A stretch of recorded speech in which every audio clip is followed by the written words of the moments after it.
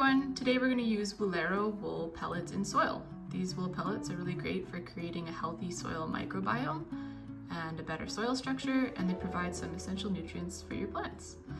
Today we're going to plant 3 different types of plants: vegetables, a house plant, and some late summer flowers. All of these are really great options for getting all the benefits of the Woolero wool pellets. All you need for planting is a bag of peat-free soil, some Woolero wool pellets, and a plant box or pot that you want to put your plants in. For our vegetable seeds, we're going to use a 10-liter planter box filled with soil. We're going to also add a bit of water because the soil was so dry, and then I'm going to break up all of the larger chunks of soil just to make a really nice smooth mix of dirt. We need about a tablespoon of wool pellets per liter of soil, so that's roughly 2 and a bit handfuls. These could be sprinkled evenly over the surface of your soil.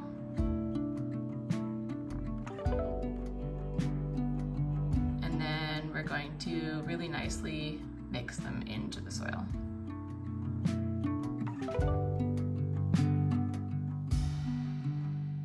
First, we're going to start with our dinosaur kale. Here we're making a few small holes with our finger, only about 1 centimeter deep, and I'll add 1 to 2 seeds per hole. On the other side of the box, we're going to add some radish seeds. Since they need a little bit more room since they get bigger, I'm going to spread the holes about 5 centimeters apart and plant only 1 seed per hole.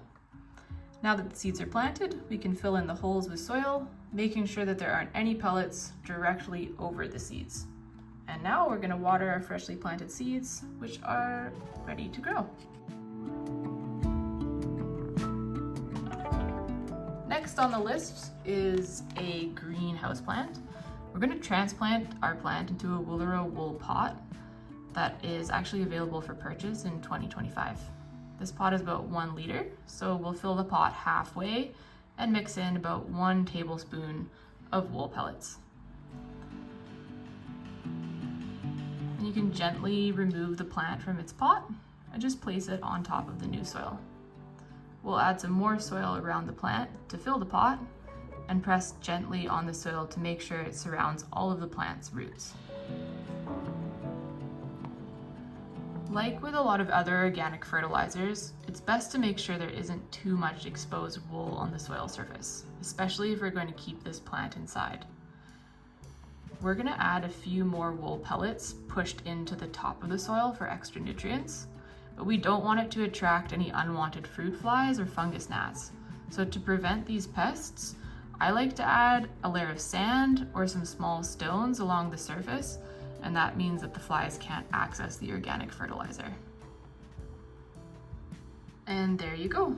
The plant is ready in its upgraded pot to thrive in its new environment.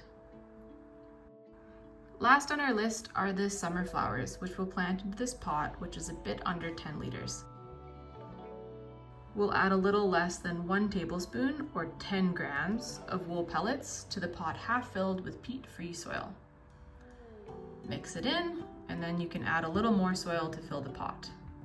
And again, since my soil was quite dry, I'm also going to add a little bit of water.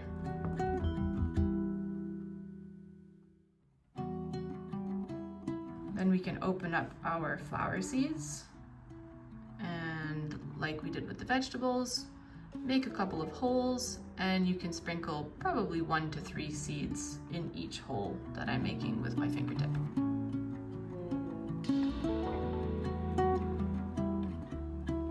Once you've added the seeds, you can cover them with a little bit of soil and water the newly planted seeds. And there we go. We've planted some vegetables, a house plant, and sown some summer flowers with Woolero wool pellets, which creates a great microbiome for your plants.